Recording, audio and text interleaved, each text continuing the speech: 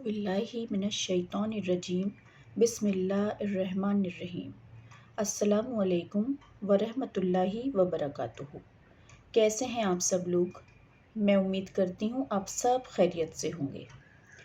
आज हमने last class में आयत नंबर 75 तक, सूरत बकरा की आयत नंबर 75 तक अपनी क्लास कर ली थी।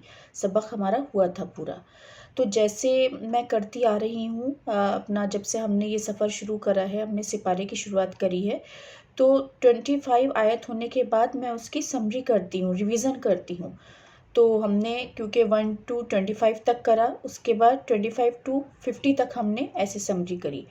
तो आज हम आयत नंबर 51 से और 75 तक की हम रिवीज़न करेंगे। और आप लोग भी ध्यान से दोबारा से इसको एक बार पढ़िए मेरे साथ और समझने की कोशिश करिए। तो हम अपनी क्लास की शुरुआत करते हैं आयत नंबर 51 से, और ये हमारा कंटिन्यू रहेगा 75 तक। ठीक है, तो चलिए हम शुरुआत करते हैं। और जब वादा किया हमने मूसा से 40 रातों का, फिर बना लिया तुमने बछड़े को माबूद उसके, और तुम जालिम थे। अल्लाह ने इतनी बार शिर्क के बाद भी तुमको माफ़ कर दिया ताकि तुम शुक्रगुजार हो जाओ। कुरान में खुदा ने कहा है, सही और गलत को समझो। मूसा ने कहा, ए मेरी कौम, तुमने जुल्म किया अपनी नफ्सों पर, तुमने बछड़े को बनाया माबूद। तुम तौबा करो अपनी गलती की, और जो तुमको सज़ा मिली है उसको पूरा करो। जिन्होंने बछड़े की पूजा करी है वो अब उनको कत्ल करें। जिन्होंने पूजा नहीं करी है खुदा माफ़ कर देगा, क्योंकि वो बहुत रहीम है। कौम वालों ने कहा, हम खुदा की किताब पर यकीन नहीं करेंगे जब तक उन्हें आमने सामने देख न लें। खुदा को इस बात पे बहुत गुस्सा आया और खुदा ने सबको जला दिया। फिर खुदा ने मौत के बाद उनको फिर जिंदा करा। इसलिए खुदा का शुक्रगुजार हो जाओ। पूरा रास्ता खुदा ने उन्हें बादलों का साया दिया। ये लोग वादी यतीम में रहे, उनके लिए खाने के लिए मनुसलवा दिया। हलाल चीज़ खाओ जो तुम्हारे लिए पाक है, और यही तुम्हारा रिज़्क है। अपनी आदत के मुताबिक उन्होंने फिर नाशुक्री की और मूसा से फिर कहा, अपने खुदा से कहो, हम एक सा खाना खा के परेशान हो गए हैं। तो खुदा ने कहा, इस बस्ती में तुम सब दाखिल हो जाओ और वो सब खाओ जो भी तुम चाहते हो। बस सजदा करते हुए उस बस्ती में जाओ और खुदा का शुक्र अदा करना। अपनी बख्शिश की दुआ मांगना, खुदा माफ़ करने वाला है। मगर उन्होंने उसकी मजाक बना ली और लफ्ज़ ही बदल दिए, तो खुदा ने उन पर बहुत ही गंदा अजाब दिया, क्योंकि उन्होंने खुदा की बात नहीं मानी और नाफरमानी की। अल्लाह ने सब कुछ दिया। कौम ने मूसा से कहा, हमारे लिए पानी का इंतज़ाम करो। तो खुदा ने मूसा से कहा, अपने असा को पत्थर पे मारो, तो पानी के 12 चश्मे फूट पड़े, ताकि वो पानी पिएं और आपस में ना लड़ें। खुदा ने कहा, तुम सब आराम से खाओ और पियो जो भी रिस्क मैंने तुमको ज़मीन में दिया है, बस आपस में फसाद ना करो। और जब तुमने मूसा से कहा, हम एक ही चीज़ नहीं खा सकते, तो अपने खुदा से कहो, हमारे लिए ज़मीन में से ककड़ी, गंदम, मसूर, प्याज, खाने की और भी बहुत सारी चीज़ें दे। तुम इन छोटी छोटी चीज़ों से खुदा को बदलना चाहते हो, खुद को बदलना चाहते हो, और जो मिल रहा है उसका शुक्र नहीं कर रहे, तो खुदा को गुस्सा आ जाता है। तुम सब मिस्र में चले जाओ, और जो भी तुमने मांगा है वो वहीं मिलेगा। ये खुदा की नाफरमानी करते थे, नबियों को मारते थे, आयत की नाफरमानी करते थे, क्योंकि वो हद से गुजर गए थे। जो लोग ईमान लाए वो जन्नत में जाएंगे, वो अल्लाह और आखिरत पे यकीन रखते हैं। उन लोगों ने सही काम करे तो खुदा की तरफ से उनको कोई खौफ नहीं होगा, ना ही वो गमगीन होंगे।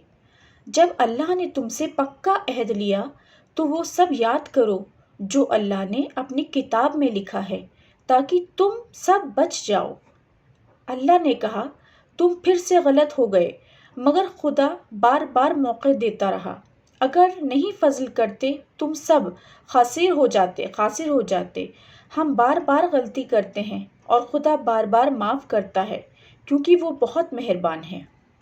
اور اللہ نے ان لوگوں کو سزا دی جو اللہ کو دھوکہ دینا چاہتے تھے، تو خدا نے ان سب کو بندر بنا دیا۔ خدا نے ان سب کو جو سزا دی وہ بہت بڑی ذلت ہے، اور یہ متقیوں کے لیے سبق ہے۔ جب موسیٰ نے اپنی قوم سے کہا، بے شک اللہ تمہیں دے گا، بے شک اللہ تمہیں گائے کو ذبح کرنے کا حکم دیتا ہے، تو خود کے ساتھ مذاق نہ کرو ورنہ تم جاہلوں میں ہو جاؤ گے۔ خدا کے ساتھ مذاق نہ کرو ورنہ تم جاہلوں میں ہو جاؤ گے۔ اب اپنے رب سے یہ بھی پوچھو کہ وہ گائے کیسی ہو۔ بے شک خدا فرماتا ہے، نہ وہ بوڑھی ہو نہ چھوٹی ہو، وہ درمیانی عمر کی ہو، بس تم وہ کرو جو تمہیں خدا حکم دے رہا ہے۔ انہوں نے پھر کہا، تو اپنے رب سے پھر پوچھو کہ اس گائے کا رنگ کیسا ہو، بے شک وہ زرد رنگ کی ہو اور دیکھنے والوں کا دل خوش ہو جائے۔ انہوں نے کہا، تو پھر اپنے رب سے دعا کرو ہمارے لیے، وہ ہمارے لیے بیان کر دے کہ گائے کیسی ہو، پھر انشاءاللہ ہم ہدایت پا جائیں گے۔ بے شک وہ گائے ایسی ہو جو نہ کام کرتی ہو، نہ زمین جوتتی ہو، نہ پانی لگاتی ہو، صحیح سلامت ہو، نہ اس گائے میں کوئی داغ ہو۔ پھر انہوں نے کہا، اب لائے تم حق کی بات۔ انہوں نے نہ ذبح کیا اور نہ ہی وہ ایسا کرنا چاہتے تھے۔ اور جب تم نے ایک انسان کو قتل کرا اور جو تم نے کرا اس کو چھپا لیا، ایک دوسرے پہ ڈالنے لگے، مگر اللہ وہ سب کچھ جانتا ہے جو کچھ بھی تم چھپانا چاہتے ہو۔ جو تم قتل کرو گے وہ پھر زندہ ہوگا، اور وہ گائے کا ٹکڑا بھی بتائے گا کہ کس نے مجھے قتل کرا۔ اللہ موت کے بعد پھر زندہ کرے گا اور اپنی ایسی نشانی بھیجتا رہے گا جن سے تمہیں عقل آ جائے اور صحیح راستہ دیکھ پاؤ۔ بے شک تمہارے دل پتھروں کی طرح سخت ہوں گے، پھر بھی اگر خدا کا خوف ہوگا تو تم پگھل جاؤ گے اور صحیح راستے پہ آ جاؤ گے، کیونکہ خدا کی عنایت ہوگی تو چاہے کتنا بھی سخت پتھر ہو وہ ٹوٹ جائے گا اور اس میں سے نہریں بہہ جائیں گی اور سب کچھ صحرا ہو جائے گا۔ خدا کے کرم سے سب ٹھیک ہو جائے گا۔ تم جو کچھ بھی کرتے ہو خدا سب جانتا ہے۔ کیا تم سب یہ یقین رکھتے ہو کہ وہ سب تم پر ایمان لائے، جبکہ ایک گروہ ایسا بھی تھا جو خدا کی کتاب پڑھتا تھا مگر پھر بھی وہ صحیح نہیں مانتا تھا، جبکہ وہ سب جانتے تھے۔ یہ ہماری سورۃ بقرہ کی آیت نمبر 75 تک ہم نے ریویژن کرا ہے۔ میں امید کرتی ہوں آپ کو سمجھ میں آیا ہوگا اور دوبارہ پڑھنے میں اور بھی اچھا لگا ہوگا۔ تو انشاءاللہ بس یہی ہے آج کی بات۔ بس میں آپ سے دیکھیں یہی پھر درخواست کروں گی، گزارش کروں گی کہ آپ اس کلاس کو شیئر کریے، آپ کمنٹ کریے، مجھے بتائیے جو اس میں کمی ہوئی ہو، جو آپ کے سمجھ میں نہ آیا ہو، یا جو بھی امپروومنٹ آپ میرے پڑھانے میں چاہتے ہوں۔ اور مجھے بہت اچھا لگے گا اگر آپ اس ٹائپ کے کمنٹ، اس ٹائپ کی کوئی بھی بات ہے تو مجھ سے آپ کہیں گے۔